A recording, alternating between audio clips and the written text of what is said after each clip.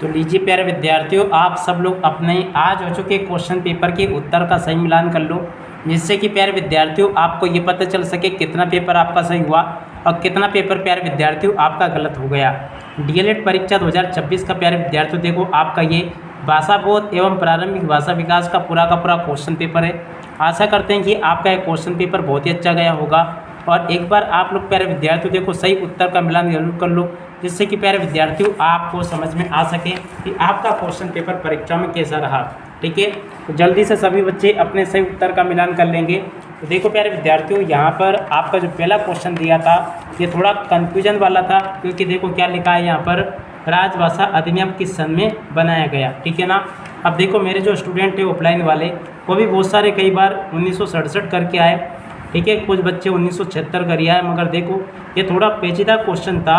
राजभाषा अधिनियम किस सन में बनाया गया, लागू हुआ नहीं पूछा, यहाँ पर बनाया गया 1967 में तो संशोधित हुआ था, उसे फिर 1968 में लागू किया गया था, मगर देखो यहाँ कब बनाया गया ये पूछा है। ठीक है ना। तो इसका उत्तर अगर आप 1963 लिख कर आए होंगे तो आपका ये सही होगा। ठीक है ना। मेरे कुछ ऑफलाइन बच्चे हैं वो भी 1963 एकदम सही करके आए, मगर देखो जब एक ही अधिनियम को बार बार संशोधित किया जाता है, बार बार नियम बनाए जाते हैं तो यहाँ पर कन्फ्यूजन होना स्वाभाविक सी बात है। ठीक है ना। तो राजभाषा अधिनियम किस सन में बनाया गया, तो ये बनाया गया था सबसे पहले 1963 में। ठीक है, ये इसका एकदम सही आंसर था। ठीक है, उसके बाद में 1967 में लागू हुआ था, इसके बाद में एक बार और संशोधित हुआ था। अब अगला क्वेश्चन ऊष्म व्यंजन है। देखो प्यारे विद्यार्थियों, ऊष्म व्यंजन कौन सा है, तो देखो इसका उत्तर ये था सासाहा। ठीक है ना, ये अगर आपने लिखा होगा तो ये आपका एकदम सही होगा। ठीक है, ये तो प्यारे विद्यार्थियों आपने अच्छे से एकदम सही कर लिया होगा। अब चलो मैं बाकी क्वेश्चन और उन क्वेश्चन के उत्तर और बता देता हूँ, ताकि प्यारे विद्यार्थियों आपको समझ में आ सके कि कितने क्वेश्चन आपके सही हुए और कितने क्वेश्चन प्यारे विद्यार्थियों आपके गलत हो गए। ठीक है, यहाँ तक के सभी क्वेश्चन के उत्तर का मिलान प्यारे विद्यार्थियों मैंने आपको करवा दिया।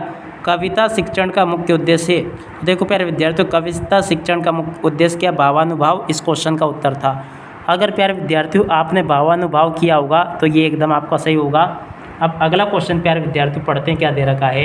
यहाँ पर लिखा है बोलने के कौशल के विकास की प्रमुख गतिविधि है। तो देखो प्यारे विद्यार्थियों, बोलने के कौशल के विकास की गतिविधि कौन सी है, वाद विवाद। प्यारे विद्यार्थियों अगर आपने लिखा होगा तो आपका एकदम ये सही होगा। ठीक है, तो आप लोग कमेंट करके बताना कि इसमें से कितने आपके सही हुए और कितने प्यारे विद्यार्थियों आपके गलत हो गए, ये मैंने आपको बता दिया।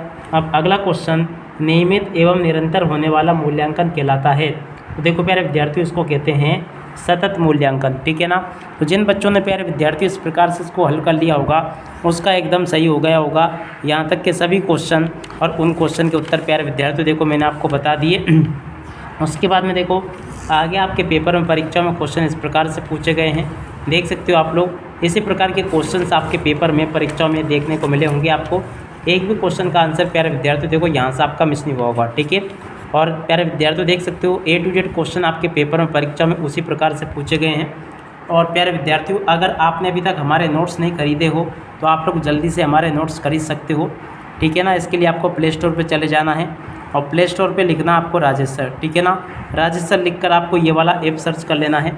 इस ऐप पर आपके सभी विषय के नोट्स आ चुके हैं, तो जल्दी करें आप लोग, देर मत करें और यहाँ से अपने सभी विषय के नोट्स आप लोग यहाँ से डाउनलोड कर लें, क्योंकि देखो इस ऐप पर आपके सभी विषय के नोट्स आ चुके हैं। ठीक है, अब इसी के साथ में प्यारे विद्यार्थियों अब अगले विषय की तैयारी में लग जाओ। बहुत ही जल्दी आपकी शाम 4 बजे आपकी लाइव क्लास आ जाएगी, जिसमें कि मैं आपको अगले विषय के लिए सब कुछ पढ़ा दूंगा। ठीक है, आप लोग लाइव क्लास देखना मत भूलना। अब इसी के साथ में इस वीडियो को यहीं पर पूरा करते हैं। नमस्कार, जय हिंद, जय भारत।